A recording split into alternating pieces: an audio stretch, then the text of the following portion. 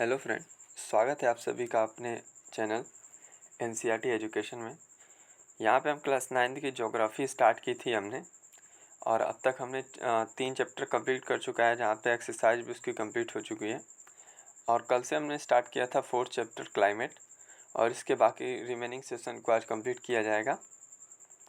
तो यहाँ पर आप पढ़ते हैं क्लास 9th 10th की पूरी इकोनॉमिक्स, ज्योग्राफी, हिस्ट्री, पॉलिटिक्स, ये सभी आपको बुक्स जो हैं वो दोनों भाषाओं में यहाँ पे पढ़ाई जाती है, हिंदी और इंग्लिश में। यहाँ पे आपको हर एक टॉपिक को अच्छे से डिस्कस किया जाता है, हर एक एक्सरसाइज को अच्छे से कंप्लीट करवाया जाता है। अगर आपको वीडियो अच्छा लगता हो तो प्लीज़ इसे लाइक कीजिए, चैनल को सब्सक्राइब कीजिए। तो चलिए आगे बढ़ते हैं, कल के रिमेनिंग पार्ट्स को कंप्लीट किया जाता है। तो क्लाइमेट हमारा चैप्टर चल रहा था और हमने फर्स्ट पेज कंप्लीट कर लिया था। और आज हमारा जो टॉपिक है वो है क्लाइमेट कंट्रोल। अब क्लाइमेट के ऊपर जो वातावरण में बदलाव होता है उसके ऊपर किस तरह कौन कौन चीज़ें ऐसी हैं जो कंट्रोल करती हैं उसको देखते हैं। ठीक है, क्लाइमेट, वेदर और सीज़न के बारे में काफ़ी डिटेल में हमने पिछली वीडियो में जाना था। तो चलिए शुरू करते हैं। They are the 6 control of the climate at any place. किसी भी स्थान को आप ले लीजिए एग्जाम्पल के तौर पे, तो वहाँ के क्लाइमेट को 6 चीज़ें जो हैं बड़ी तौर पे क्या करती हैं, अफेक्ट करती हैं, उनको ऊपर अपना मतलब प्रभाव डालती हैं, उनको कंट्रोल कर में रखती हैं।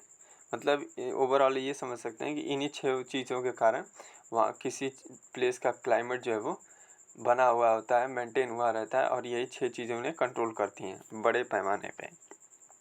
पहला है लैटिट्यूड। लैटिट्यूड कितने एंगल पे पृथ्वी झुकी हुई है वहाँ पे, ठीक। और फिर दूसरा है एल्टीट्यूड, वहाँ की height, pressure and wind system, distance from the sea, ocean current and relief features. तो ये 6 चीज़ें आपको याद रखनी पड़ेगी। तो लैटिट्यूड तो आपको जानते ही होंगे, लॉन्गिट्यूड क्लास 6 में आपने पढ़ा होगा। अक्षांतर और देशांतर जो रेखाएं होती हैं। और एल्टीट्यूड यहाँ पे हाइट की बात हो रही है। प्रेशर जो वहाँ का एटमॉस्फेरिक प्रेशर होगा, विंड वहाँ की हवाओं का जो सिस्टम होगा अपना एक। डिस्टेंस फ्रॉम सी, अब ये देख लीजिए, मान लीजिए कि समुंदर से वो कितनी दूरी पे है, ये भी चीज़ क्या है, डिपेंड करती है वहाँ के क्लाइमेट पे। और आपका ओशियन करंट हो जाएगा और रिलीफ फीचर हो जाएगा। एक एक करके इन सभी चीज़ों के बारे में यहाँ पे जानेंगे। तो चलिए शुरू करते हैं। Due to the curvature of earth, अब अर्थ क्या है, उसके कर्विंग की वजह से the amount of solar energy receive very according to latitude. तो यहाँ पृथ्वी के जो मतलब एंगल पे जो पृथ्वी झुकी हुई है 23 डिग्री हाफ पे, तो उसके वजह से क्या होता है कि जो रोशनी होती है वो हर जगह इक्वली नहीं आपको देखने को मिलेगी सूर्य की। कहीं पे ठंड ज़्यादा होगी, कहीं पे कम होगी, कहीं पे गर्मी ज़्यादा पड़ेगी, कहीं पे ज़्यादा रोशनी सूरज की पड़ती है। तो ये चीज़ यहाँ पे बताई जा रही है कि कर्वेचर की वजह से अर्थ की सोलर एनर्जी जो है वो इक्वल अमाउंट में हर प्लेस पे नहीं होती है, वो वेरी करती है, अलग अलग पाई जाती है लैटिट्यूड के अकॉर्डिंग। आगे देखते हैं। As a result air temperature generally decrease. अब इसके कारण क्या होगा कि एयर का जो टेम्परेचर होगा वो डिक्रीज करेगा। कहाँ पे डिक्रीज करेगा? From the equator toward the pole. अब इक्वेटर से आप पोल की तरफ जाएंगे तो वहाँ पर टेम्परेचर क्या होगा, डिक्रीज होगा। और पोल से इक्वेटर की तरफ आएंगे तो टेम्परेचर क्या करेगा, इंक्रीज करेगा। तो अगर आपको ये समझ में नहीं आ रहा होगा कि लैटिट्यूड लॉन्गिट्यूड क्या होता है और ये इक्वेटर क्या चीज़ है, तो इसको एक बार मैप में देख लेते हैं। तो यहाँ पे हम वर्ल्ड मैप का सहारा ले सकते हैं। जैसे यहाँ पे आपको दिया हुआ है वर्ल्ड मैप, यहाँ पे आप देख सकते हैं कि यहाँ पे लिखा हुआ है tropic of cancer 23 degree half, ये 30 डिग्री आपको दिख रहा होगा, इसके नीचे 23 डिग्री हाफ पे, ये आपको अच्छे वाले मैप में दिख जाएगा। ठीक है, बुक्स में आप यहीं से समझ सकते हैं। तो यहाँ पे जो इक्वेटर लिखा हुआ है, तो यहाँ पे सर्वाधिक गर्मी पड़ती है। क्यों? क्योंकि इक्वेटर पे सूर्य की रोशनी सबसे ज़्यादा अमाउंट में अर्थ के ऊपर फॉल करती है, गिरती है। ठीक है, और जैसे जैसे आप ऊपर की तरफ जाएंगे, जैसे ये तिब्बत प्लेन लिखा हुआ है आपको अपर साइड में, इधर आप ट्रॉपिक ऑफ कैंसर की तरफ आगे बढ़ते जाएंगे तो ये पोल की तरफ जा रहे हैं आप। मतलब ये ऊपर की, मतलब पृथ्वी के सबसे जो एंड पॉइंट होगा ऊपर की साइड में, और नीचे की जो एंड पॉइंट होगा उसे हम क्या बोलेंगे, पोल बोलेंगे। तो पोल की तरफ जाएंगी तो क्या होगा, डिक्रीज करेगा कि इंक्रीज करेगा, वही चीज़ वहाँ पे बताई गई है। ठीक है, चलिए आगे देखते हैं। उसके बाद है as one goes from the surface to the earth to higher altitude. और एल्टीट्यूड क्या होता है कि किसी भी जगह की हाइट होती है। जैसे मान लीजिए कि पहाड़ी क्षेत्रों में हाइट क्या होती है, ज़्यादा होती है। प्लेन क्षेत्रों में हाइट जो मेंटेन होती है, पर दक्कन जगहों पे आप देखोगे कि जिगजैग में होता है, कहीं ऊपर उबड़ खाबड़ ज़मीन आपको देखने को मिल जाएगी। तो यही चीज़ यहाँ पे हाइट की बात की गई है, उसी को एल्टीट्यूड बोला है। The atmosphere because less denser and temperature decrease. चूँकि एटमॉस्फेयर क्या है, कम डेंसर है, और वो क्या करेगा, टेम्परेचर में क्या होगा, वहाँ पे डिक्रीजेस होगा। तो ये यहाँ पर डेंसर और रेयर की बात समझ लीजिए एक बार। डेंसर क्या होता है, कोई भी चीज़ आप जैसे मान लीजिए कि वो पानी जो है वो डेंसर है, उसके मॉलिक्यूल्स पास पास हैं, ठीक है। और एयर जो है वो क्या है, रेयर है, उसके मॉलिक्यूल्स दूर दूर हैं। तो डेंसर और रेयर आप समझ सकते हैं। डेंसर मतलब कि भारी मजबूत, और रेयर मतलब कि वो बिल्कुल मतलब टूटने के कगार पे होता है। ठीक है, उसमें आप आसानी से कुछ भी कार्य कर सकते हैं। आप आसानी से एयर में दौड़ सकते हैं, लेकिन आप पानी में आसानी से नहीं दौड़ सकते, क्योंकि पानी जो है वो डेंसर है एज़ कम्पेयर टू एयर। उसके बाद देखते हैं the hills are therefore cool during to summer. तो गर्मियों के दिनों में क्या होता है कि पहाड़ियाँ जो होती हैं वो ठंडी होती हैं। ठीक है, the pressure and the wind system of any area depend upon the latitude and altitude of the place. तो यहाँ का अगर एटमॉस्फेरिक जो प्रेशर होता है और जो हवाएं होती हैं वो किस पे डिपेंड करती हैं, किसी भी स्थान की, तो वो डिपेंड करती हैं आपके लैटिट्यूड पे और एल्टीट्यूड पे। लैटिट्यूड मतलब यहाँ पे जो रेखा स्थानांतर और देशांतर रेखाओं की बात हो रही है, और एल्टीट्यूड तो आप जान ही चुके हैं कि वो किसी भी स्थान की हाइट फ्रॉम द अर्थ। ठीक है, thus it is influence the temperature. ये टेम्परेचर में क्या करती हैं, बदलाव करती रहती हैं। एंड रेनफॉल पैटर्न, और रेनफॉल पैटर्न को भी इफ़ेक्ट करती है। मतलब बरसात के जो सिस्टम है वहाँ के प्लेस के, उसको भी क्या करती है, विंड जो है, एटमॉस्फेरिक जो प्रेशर है वो जो है बदलाव करता है। The sea extend a moderating influence on climate. और सी भी क्या करता है, क्लाइमेट के ऊपर अपना एक इफेक्ट डालता है। As the distance from the sea increase. अगर आपका डिस्टेंस जो किसी भी प्लेस का जो डिस्टेंस होगा सी से अगर ज़्यादा दूर होगा, इट मॉडरेटिंग इन्फ्लुएंस डिक्रीज, तो उसका मॉडरेटिंग इन्फ्लुएंस जो होगा वो क्या करेगा, डिक्रीज करेगा। Increase its moderate difference decrease and the people experience extremely weather condition. और वहाँ के आदमी जो है वहाँ के वेदर कंडीशन के अकॉर्डिंग वो आपको देखने को मिल जाएंगे। This condition is known as continentality, और इसी कंडीशन को हम क्या बोलते हैं, कॉन्टीन्यूटली। ठीक है, very hot during to summer and very cold during to winter. इसका मतलब क्या होता है कि गर्मियों के दिन में अत्यधिक गर्मी पड़ेगी और ठंडी के दिनों में अत्यधिक ठंड पड़ेगी। ओशियन करंट के बारे में देख लेते हैं। अलॉन्ग विच द वन शोर wind affecting the climate of the coastal area. तो कोस्टल एरिया में क्या करती है, हवाएं जो होती हैं वो ओशियन करंट वो क्या करती हैं, इफेक्ट डालती हैं वहाँ के क्लाइमेट पे। फॉर एग्जांपल की अगर बात करें तो एनी कोस्टल एरिया, किसी भी कोस्टल एरिया को आप ले सकते हैं, ईस्टर्न घाट, वेस्टर्न घाट को, ठीक। एग्जाम्पल के तौर पर with warm cold current flowing past it, वहाँ से गर्म या ठंडी करेंट जो है वो पास कर रही है। विल बी वार्म और cold if the wind are onshore. तो हवाओं की वजह से क्या होगा, वहाँ की मौसम में क्या होगा, या तो गर्माहट होगी या तो ठंड होगी। ठीक है, तो ये चीज़ छोटी सी और यहाँ पे फाइंड आउट को देख लेते हैं एक बार। Why most of the world desert are located in the west margin of continent in the सब ट्रॉपिक। तो ये आपसे पूछा है कि सब ट्रॉपिक में ज़्यादातर जो वर्ल्ड का डेजर्ट है वो क्यों वेस्टर्न मार्जिन में डिपेंड करते हैं। तो आप खुद ये ढूंढना होगा, और इसको आप ही कर सकते हैं। ये छोटा सा चीज़ आप गूगल की मदद से भी इसको कर सकते हैं। आगे देखते हैं। Finally relief to play a major role in the determining the climate of a place. तो रिलीफ भी क्या है, डिटरमाइनिंग ये भी क्या करता है, क्लाइमेट को चेंज में करने का प्रभाव डालता है, ये भी कंट्रोल करता है क्लाइमेट को, एक तौर से देख सकते हैं।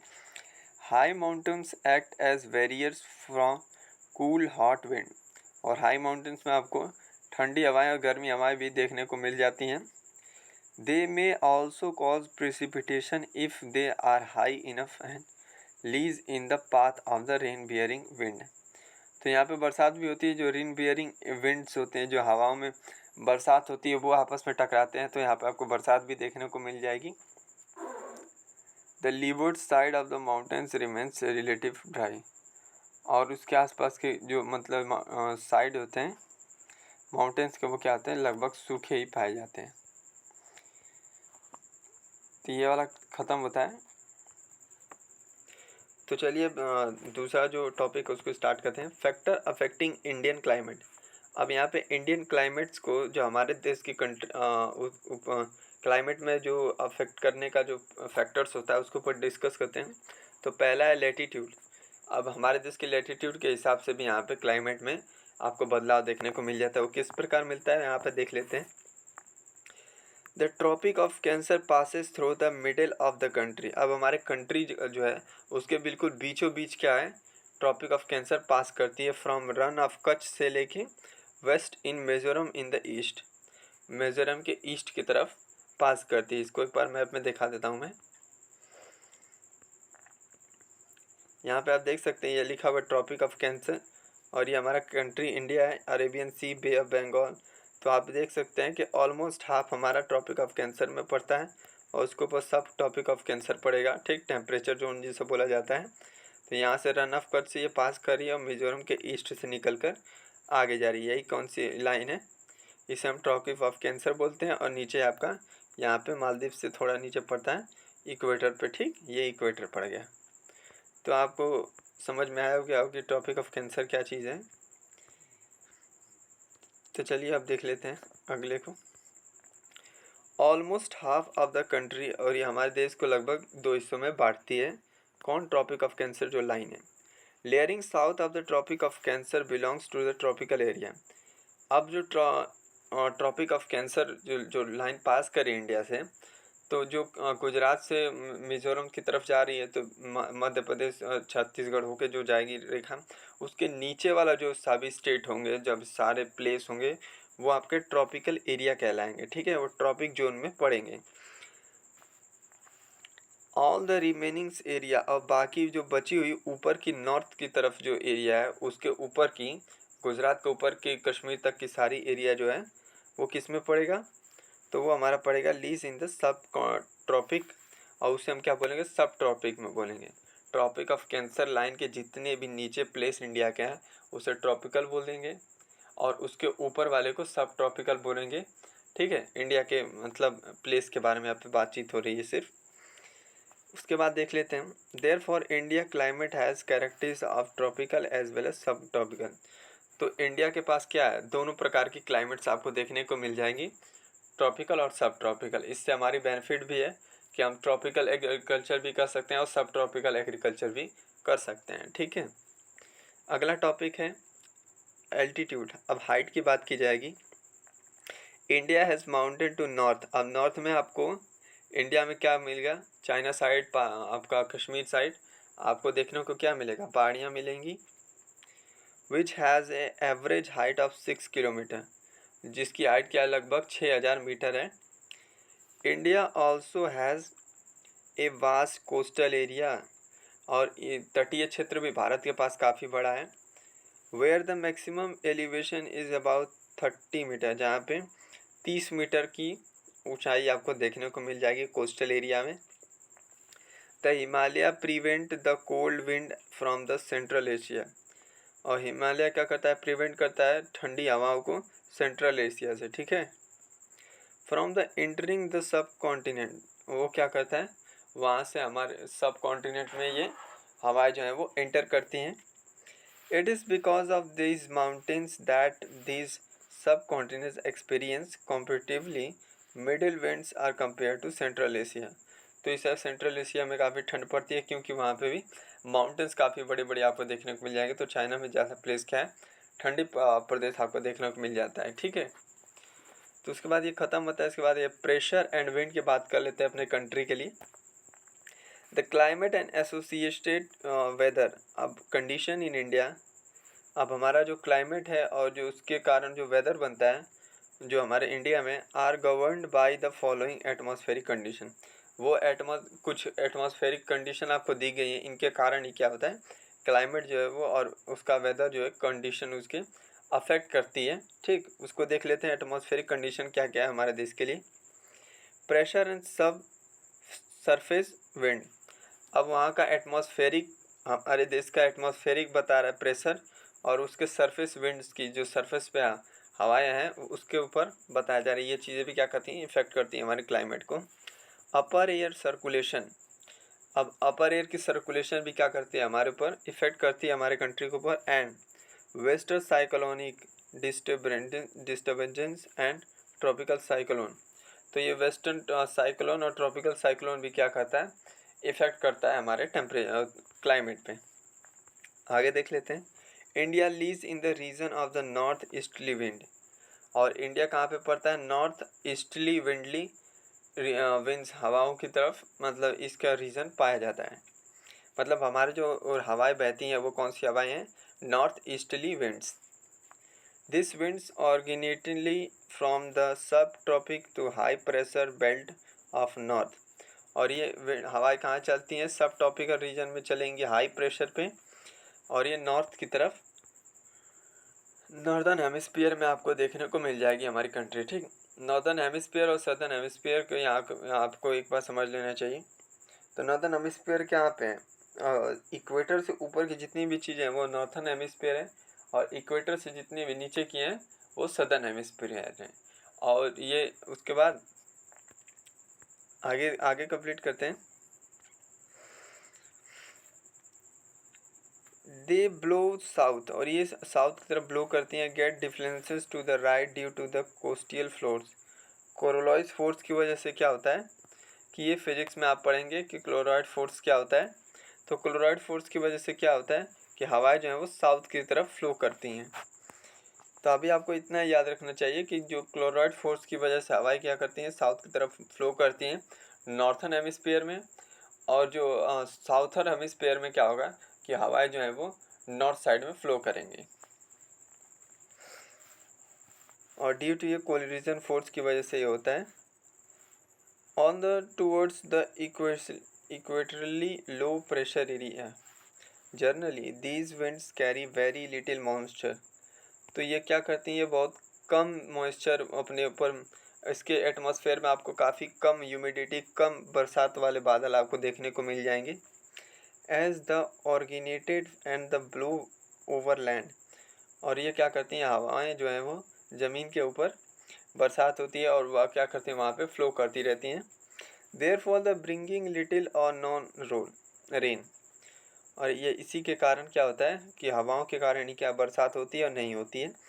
Hence India should has been an arid land. अब इंडिया के पास जो एमिड लैंड है, बट इज नॉट सो, ये लेकिन ये हर जगह नहीं पाया जाता है। Let us see why. और ये ऐसा क्यों है कि आप कुछ क्षेत्रों में ज़्यादा बारिश होती है, कुछ क्षेत्रों में कम बारिश होती है, और कुछ क्षेत्रों में काफ़ी सूखा पड़ता है हमारा राजस्थान में, और आपका यहाँ पे मेघालय साइड में काफ़ी ज़्यादा बरसात होती है। तो ये क्यों होता है, तो ये एटमॉस्फेरिक कंडीशन जो होता है वहाँ का, वहाँ के जो वेदर कंडीशन होता है उसके ऊपर डिपेंड करता है। तो उसका एक क्लाइमेट बना हुआ है जो कई सालों से वहाँ पे वेदर कंडीशन है। ठीक, लॉन्ग टर्म से जो वेदर कंडीशन रुका हुआ है उसे हम क्या बोलेंगे, क्लाइमेट बोलेंगे। और जो एक दो दिन पे चेंज होता रहता है उसको क्या बोलते हैं, क्या वेदर बोलते हैं। ठीक, तो यह बताने की यहाँ पर कोशिश की जा रही है कि हमारे कंट्री पे और किसी भी देश में ये 6 चीज़ें बड़ी तौर पैमाने पे क्या करती हैं, वहाँ के क्लाइमेट को अफेक्ट करती हैं, जिसके वजह से बरसात कम बेसी या मौसम में आपको गर्मी या ठंडी की महसूस आपको हो सकता है। तो ये चीज़ यहाँ पे थी। और 6 फैक्टर जो थे वो आपको याद रखना होगा, एल्टीट्यूड, लैटीट्यूड, और एटमॉस्फेरिक वहाँ का प्रेशर, विंड सिस्टम, और सी से उसकी दूरी, ये सब कुछ आपको आनी चाहिए। और ये कैसे कैसे इफ़ेक्ट करती है वो चीज़ भी आपको डिस्कस हुआ है यहाँ पे। तो कल हम रिमेनिंग पार्ट को स्टार्ट करेंगे क्लोराइड फोर्स के ऊपर छोटी सी एक टॉपिक यहाँ पे दी हुई है, तो क्लोराइड फोर्स को एक बार समझ लेंगे, ठीक है। और उसके बाद आगे वीडियोस को कंटिन्यू करेंगे। तो आज के लिए बस इतना है। अगर आपको वीडियो अच्छा लगा तो प्लीज़ इसे लाइक कीजिए, शेयर कीजिए, चैनल को सब्सक्राइब कीजिए। धन्यवाद।